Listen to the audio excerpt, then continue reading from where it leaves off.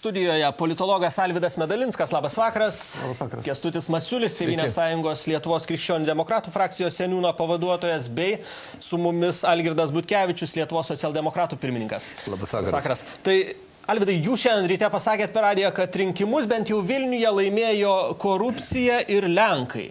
Politinė korupcija. Nes korupcija gali būti visokia ten. Taip, bet ką jūs turėjote omeny? Rinkimų kampanijos metu. Konkrečius žmonės ar? Aš turiu omeny to žmonės, reiškia, kas vadovauja sąrašui ir ne tik vadovauja, bet yra tam sąraše, kuris vadinasi Artūras Zuokas, yra koalicija. Tai vis dėlto mes pirmą kartą turim situaciją, berods, gal kolegos, ta prasme, patikslins, kad sostiniai vadovauja teistas žmogus. Jis dar nevadovauja. Jisai mano, kad jau vadovauja ir žinant jo įpročius ir valdymus finansinius rautų, tai gali būti, kad ir vadovaus. Bet pažiūrėsim, aišku. Tai va, gali vadovauti teistas žmogus, tegu ir teistas, kaip jis pats sako, už gerus darbus, kiti sakytų, jį rinkė, kad už kažkokios smulkmenas. Aš irgi sutinku, kad už tam pakankamai smulkius dalykus, žiūrint tuo, kas apie jį buvo kalbėta ir koks šleifas velkasi iš paskos. Ir tada klausimas, iš tikrųjų, jeigu mes kalbam, kad laimėjo politinė korupcija, tai aš turiu ne tai, kad rinkėjai pasirinko politinę korupciją, jie tiesiog nebežinojo. Ar tas žmogus yra iš tikrųjų prisidirbęs ir politiškai korumpuotas, ar ne. Ir šiuo atveju ir prokuratūra, ir teismai nebuvo pagalbininkai to įsiaiškinti. Nes Rubikono byla buvo numarinta, po kurios Artūras Zuokas žadėjo net į Varšuvą bėgti ir, ta prasme, bėgo, ar ne. Veksas yra tempiamas, vilkinamas, nors ten yra labai įdomių dalykų. Bet čia ne tik tai Artūrui Zuokui taikoma. Viktoras Uspaskichas, Darbo partija, jo byla taip pat tempėsi ilgus laikus ir kai žmonės mano, kad gal toj byloje nieko nėra, nes nei prokuratūra, nei teismas nieko negali padaryti, tai renka tokį žmogų. Gerai, tai šitie žmonės gali netrukus vadovauti Vilniui. Jie gali ir tai gali būti labai įdomus dalykas. Tai yra du teisėsaugos klientai gali vadovauti Vilniui. Viktoras Uspaskichas grįžta, ta prasme, į Europos parlamentą. Ir tada mano kertinis tikinimas yra toksai. Arba prokuratūra turi pasakyti, kokie prokurorai šitas bylas Rubikono, Vekso tyrė ir kodėl viena buvo numarinta, o kita per 2,5 nieko nepadaryta metų ir pakeistas prokuroras ir paaiškinti motyvus, kodėl kas vyko, arba turėti iš savo kabineto. Gerai, tai Artūras Zuokas su mumis telefonu, jis yra Judėjimo Taip pirmininkas. Labas vakaras, Artūrai. Labą vakarą. Čia ką tik Alvydas Medalinskas laidoje jūs pavadino teisėsaugos klientų ir kelia abejonės, ar žmogus teistas gali vairuoti Vilnių. Ką jūs atsakytumėt? Žinot, galima mane pavadinti vienokiu klientu, aš galiu poną Medalinską pavadinti galbūt tam tikros ligoninės klientų ir panašiai. Manyčiau, kad tai, ką kalba ponas Medalinskas, yra jo paranojiški išvedžiojimai, kurie yra pagimdyti sudėtingos bendros partinės praeities, kada jis buvo mūsų partijos narys, kada jis buvo vienas iš liberalų, sakykime, vadovų. Ir šiam žmogui gyvenime labai nesiseka paskutiniu laikotarpiu. Tai jisai bando dabar savo tą nesisekimą viską apdrabstyti aplinkui visus kitus. Čia asmeninės ambicijos, manot, Artūrai? Visiškai. Netgi, sakyčiau, mes turėjom įdomią diskusiją, ne per seniausiai viešumoje. Tai, sakyčiau, dar taip paranojiškai mąstančio žmogaus, kuris taip spekuliatyviai bando viską pritempinėti, man dar gyvenime neteko sutikti. Bet Artūrai, dėl Rubikono, dėl tų visų žmonėm gali irgi kilt klausimų, kokie jūsų santykiai bus dabar, jeigu pavyks tapti Vilniaus meru su tom bendrovėm, kurios turėjo problemų su skaidrumu?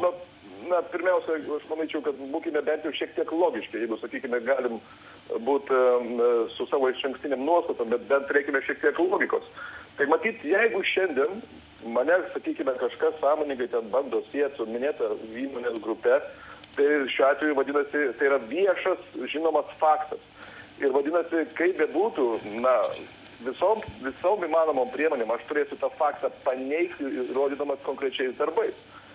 Tai yra žymiai blogiau, kada, sakykime, mes matom, dar kitką ačiū Dievui, kad dalis tokių narių nepateko į tarybą po šių rinkimų, kurie pastoviai spekuliuoja tom visom temom, apie kurias kalbėjo rinkimų kampanijos metu daugelis politikų, tačiau visą laiką naudojosi ir pelnėsi iš tų spekulacijų. Taigi aš manyčiau, kad reikėtų skirti tuos dalykus, kurie yra realūs kurie yra mistifikuojami. Šiuo atveju, žinot, ponas Medalinskas, kaip būna diskotekose tokia dūmų mašina, kuri gamina dūmus. Leidžia tos dūmus, neįmanoma kovoti. O iš kitos pusės, žiūrint, manau, kad laikas parodys, bet tokius klausimus ir aš tikiuosi, kad, aš nesitikiu, aš džiaugiuosi, kad man rinkėjai suteikė galimybę paneigti tokių visokių veikėjų, kurie, sakykime, gyvenimo nusivylę ir šiaip, sakykime, tik tai purvai sugeba draskytis spekulacijas konkrečiais darbais, veiksmais ir, manau, paprastas siūlymas, mes turim peržengti tą Rubikoną. Peržengti tą Rubikoną, kaip kažkada Cezaris peržengė Rubikono upelį ir nueiti į Romą, šiuo atveju Vilnių. Gerai, dar Kęstutis Masiulis mūsų studijoje dėl Rubikono peržengimo ar dėl kitų dalykų. Aš norėčiau, jeigu dar gerbiamas Artūras Zokas prie mikrofono, aš norėčiau jo paklausti, tai kad tai nebūtų abstrakčiai, kai aš iš tikrųjų skatinčiau žmonės peržengti tos savo senus kažkokius blogus darbus ir daryti gerus darbus iš naujo. Tai ar Artūras Zokas būtų įsipareigojęs dabar nebenuomoti Siemens arenos patalpų, kurių visai nereikia miestui ir taip iki šioliai po 2,5 milijonus kas metai yra išleidžiami vien tik Siemens arenos netiesioginiai subsidijavimui. Ar yra antras klausimas, ar jisai yra įsipareigotų nepratęsti tokiais neskaidriais būdais, kaip buvo bandoma šilumos ūkio nuomos dalį. Taip, du konkretūs klausimai. Artūrai, galite atsakyti dabar? Jis labai abstrakčiai kalbėjo. Taip, tai trumpi klausimai. Šiuo atveju aš atsakysiu, matot, į sudėtingus klausimus, kur yra, sakykime, pagrindinė ekonominės temos, nėra atsakymų taip, ne. Viskas priklauso nuo sąlygų ir nuo aplinkybių.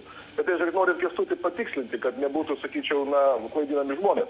Šiuo atveju Vilniaus miesto savivaldybė, bent jau tuo laikotarpiu, kada man teko garbė vadovauti miestui ir tame tarpe Kęstutis buvo tuo metu tarybos narys, savivaldybė niekada nemokėjo subsidijų Siemens arenai, o tik nuomodavo renginių salę, kurie suteikdavo bendruomenių tikslams. Taip, bet dabar moka, Artūrai, ar jūs pasiruošęs ir toliau subsidijuoti? Aš pabaigsiu. Žiūrėkit, aš nenoriu atsakyti už tą, ką darė dabartinė, sakykime, valdančioji dauguma miesto taryboje arba dar kažkokia, sakykime, prieš tai buvusi, nes aš neturiu tokių duomenų, kad galėčiau dabar jums atsakyti profesionaliai. Bet aš grįšiu, kad mes palygintume ir kad nespekuliuotume tais dalykais. Tie patys, sakykime, konservatoriai valdžioje moka, subsidijuoja, jeigu neklystu, apie 1,5 areną Panevėžyje. Šiauliai subsidijuoja apie 800,000 areną Šiauliuose. Kauno konservatoriai subsidijuoja 2,5 milijonų litų subsidijos kasmet statoma Kauno arena. Klaipėdos galbūt situacijos negalėčiau sakyti, nes nežinau detalių. Taigi, mes negalime, kaip sakykime, būti neteisingi. Vienoje vietoje mes leidžiam kažkam daryti, kitoje vietoje negalim kažko daryti. Yra ekonominiai paskaičiavimai, yra investicijos ir tik pabrėšiu, kad šiuo atveju Siemens arena kainavo, man atrodo, berods bus 3 kart pigiau negu Kauno arena, 2 kart beveik pigiau negu Panevėžio arena ir 3 pigiau negu Šiaulių arenos. Supratom, Artūrai, dar labai trumpai, kokią poziciją užimsit dėl šilumos ūkio nuomos? Mūsų tikslas, kad mes esam kalbėję ir žadėję Vilniaus miesto gyventojams, sumažinti šilumos kainą 20% ir padaryti, kad šiuo atveju šilumos sąskaitos nebūtų spaudžiančios mūsų vilniečių kišenės. Ieškosime geriausių, skaidriausių būdų, kaip visada. Niekada nebuvo Vilniuje nei vieno veiksmo, kuris nebūtų padarytas, bent jau mano vadovavimo laikotarpiu, be konkurso ir kurio naudos nepajustų miestas ir miesto gyventojai. O kad šiandien politikai labai nori atakuoti sutartį, tai aš jums duosiu pavyzdį tą pačių Vilniaus vandenų. Prieš pat rinkimus pasikeitė 4 direktorius. 4 direktoriai per 4 metus. Tai yra savivaldybės įmonė. Ar gali tokia įmonė būti efektyviai valdoma? Neužmirškime, kad šiandien, tarp kitko, čia galbūt Kęstučiui Masiuliui galėčiau adresuoti, ką kalba premjeras, ką kalba ūkio ministras. Reikia atriboti politikų kišimąsi į valstybinių įmonių valdymą. Tam yra šiuo atveju turimas šiandieninės sutartis tarp Vilniaus šilumos tinklų, kompanijos Dalk ir Vilniaus miesto savivaldybės. Ir yra dar 2002 metais pasiektas sprendimas, kada politikai negali perlėti sutarties. Jie negali tik pasakyti, pirk vamzdžius iš mano draugo, įdarbinsim šitą direktorių, padarysime šitaip ir panašiai. Dėl to politikai ir siunta, nes jie negali neužsiminėti savo nešvariais dalykais, ką daro daugiau atveju su visai kitom įmonėm. Gerai, ačiū Jums. Dėkui Artūrui Zuokui, judėjimo taip pirmininkui. Algirdai, Jūs taip mandagiai klauso diskusijos, vis dėlto Artūras sako, 20% sumažinsim šildymą. Įtikina Jūs tokie argumentai ar ne? Ne, pirmiausia, jeigu kalbėt apie kainų sumažinimą, tai reikėtų kalbėti, kas sudaro tą kainą. Aišku, sumažinti galimybės, aš manau, yra, nors aš tikrai nemačiau specifikacijos, tos gal ne specifikacijos, bet iš ko susideda tokia kaina. Ir tiek, kiek mačiau spekulacijos šiuo metu apie tos Ruby Safe, iš pradžių nuotolinės sistemas, kurios nėra įteisintos. Taip, kur gali ten telefonais nustatinėti, reiškia, kiek paduoti tos šilumos energijos, tai yra visiškai, aš manau, neprotinga. Pas to skaičiau, kad buvo ekonominis režimas, o dabar perėjo į komfortinį režimą.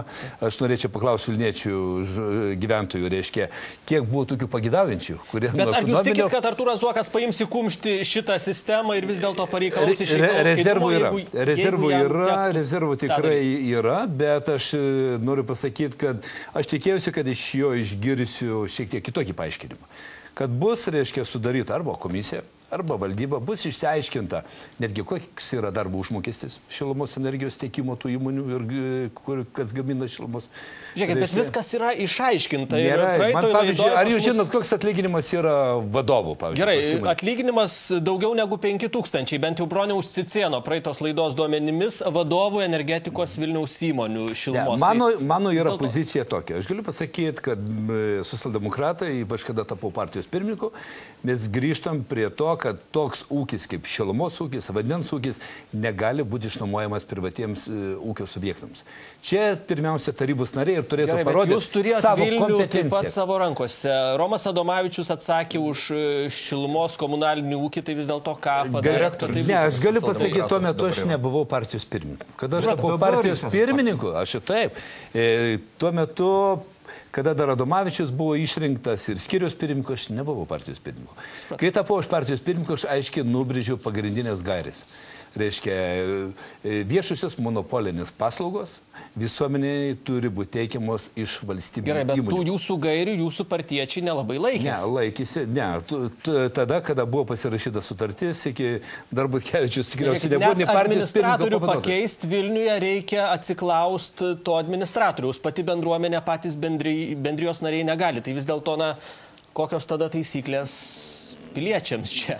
Ne, pirmiausia, jeigu tu ginsi žmonių interesus, tu atstovausi žmonės, bet neatstovausi privataus ūkio subjekto, kurių yra tikslas pelnas, dividendai, didžiulis darbo užmokestis ir nesvarbu, kokia yra savikina, o dar būna gražiau, aš nekalbu apie Rubikoną, bet galiu pasakyti, man teko kalbėti su vieno rajono meru, reiškia, kur irgi yra išnuomotas šilumos ūkis privačiam ūkio subjektui, tai šalia dar susikūrė 5-6 dukterinės bendrovės arba savarankiškas bendrovės, kurios irgi dirba gana sėkmingai, pelningai ir iš tų bendrovų perkamos medžiagos, žaliavos, įrengimai, statybos darbai užsakomi ir taip toliau. Kitaip sakant, aš galiu aiškiai pabrėžti, kada tapau partijos pirmininku, pasikartosiu ar 3 ar 5 kartą, tą kalbu tarybos posėdžiuose ir kiekvienas socialdemokratas, kur dabar yra meras, žino, kad jokia nauja sutartis nebus pasirašyta, kol mes būsim valdžioje, jokia sutartis nebus pratęsta. Gerai, tai Alvydai, dėl Artūro Zuoko, kuris jūs kaltina pučiant kaip diskotekoje. Jo, Aurimai, tikrai aš apgailestauju, kad dalyvauju laidoj, kur aš negaliu, ta prasme, pasakyti, žmogus jau išsijungė, kažką pasakė ir nuėjo. Tai faktas vis tiek lieka faktu. Eina kalba apie žmogų, kuris nori tapti meru ir kuris yra teistas. Tai yra faktas, ar ne?